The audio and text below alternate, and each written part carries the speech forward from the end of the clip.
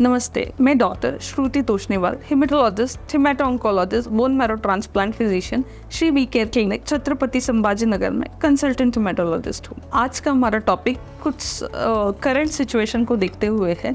अभी है बारिश का सीज़न। ये मानसून हमारे जनजीवन के लिए बहुत ज़रूरी है, हमारे प्लांट्स के लिए, क्रॉप के लिए, लाइफ के लिए बहुत ज़रूरी है।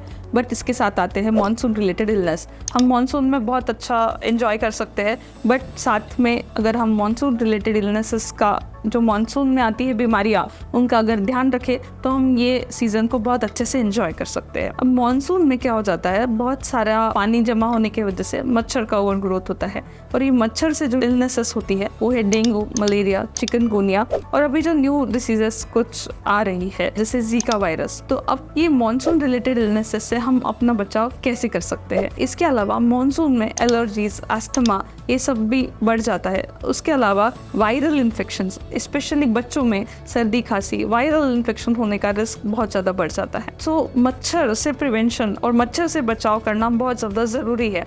अगर आपको कोई भी आपके घर में कहीं भी पानी जम रहा हो, या फिर कोई भी साफ़ पानी के है जैसे टायर्स है, कोकोनट शेल्स है, कूलर्स है, तो इन सबको प्लीज़ खाली कीजिए। इनमें पानी जमने मत दीजिए। आपके आजू बाजू में अगर कुछ कंस्ट्रक्शन साइट्स है और वहाँ पानी जम रहा है तो वहाँ पानी मत जमने दीजिए। लार्विसाइडल दवाइयाँ डाल के मच्छर का ग्रोथ कम कर सकते हैं। इसके अलावा मॉस्किटो रिपेलेंट्स यूज़ करना, फुल स्लीव्स के कपड़े पहनना, और इसकी जानकारी होना बहुत ज़रूरी है। अगर आपको कोई भी फीवर या हेडेक, बॉडी एक, ऐसे कोई भी सिम्टम्स है तो आपने इमीडिएट अपने डॉक्टर को दिखा के ब्लड टेस्ट करना बहुत ज़रूरी है। क्योंकि अगर हम ये सारे इलनेसेस जैसे डेंगू है जो बहुत सीरियस फॉर्म में कन्वर्ट हो सकता है, डेंगू में प्लेटलेट्स कम हो सकते हैं, ब्लीडिंग हो सकता है, बीपी कम हो सकता है, या सीरियस ऑर्गन डिसफंक्शन हो सकता है। इसको हम अगर जल्दी पिक करें ब्लड टेस्ट से तो हम इसको अंडर ऑब्जर्वेशन अच्छे से आपको ट्रीट कर सकते हैं, ताकि आप लेट स्टेज में ना आए जिसमें बचाना बहुत ज़्यादा मुश्किल हो जाता है। इसके अलावा जो दूसरा कॉमन मच्छर वाला बीमारी है जो उसको बोलते हैं हम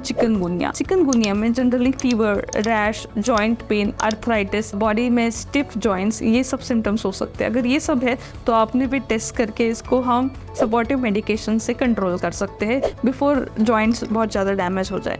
इसके अलावा मानसून में जो रेस्पिरेटरी वायरसेस बढ़ जाते हैं, जैसे बच्चों में सर्दी खांसी होना, अगर आपको ये सारे सिम्टम्स है, अगर किसी को भी है तो उनको आइसोलेट करना, हैंकरचिफ यूज़ करना, मास्क यूज़ करना, ताकि बाकी लोगों में स्प्रेड ना हो। अगर आपको रेस्पिरेटरी सिम्टम्स लग रहे हैं तो वार्म वाटर ले सकते हैं, सूप्स ले सकते हैं। हैंड हाइजीन, जिसको हम हैंड वॉशिंग बोलते हैं, हम बाहर से आते हैं तो हैंड वॉश करना बहुत ज़्यादा ज़रूरी है। अगर हम खराब पानी, अगर हमारे आजू बाजू वाटर लॉगिंग हो गया और हम खराब पानी में चल के आते हैं तो घर आने के बाद हमने हमारे पैरों को प्रॉपर सोप या वाटर से वॉश करना बहुत ज़रूरी है, क्योंकि इनसे हम लेप्टोस्पायरोसिस जैसे बीमारियों को प्रिवेंट कर सकते हैं। ये हो गए कुछ मानसून रिलेटेड इलनेसेस की जानकारी। अगर आपको और कुछ इसके बारे में जानकारी है, या डेंगू से प्लेटलेट्स कम है, या कोई भी ऐसा आपको सिम्टम्स है, तो आप हमारे clinic, Shri V care clinic, जिसका एड्रेस दिया है, या इस मोबाइल नंबर या ईमेल आईडी पे हमको कांटेक्ट कर सकते हैं। धन्यवाद।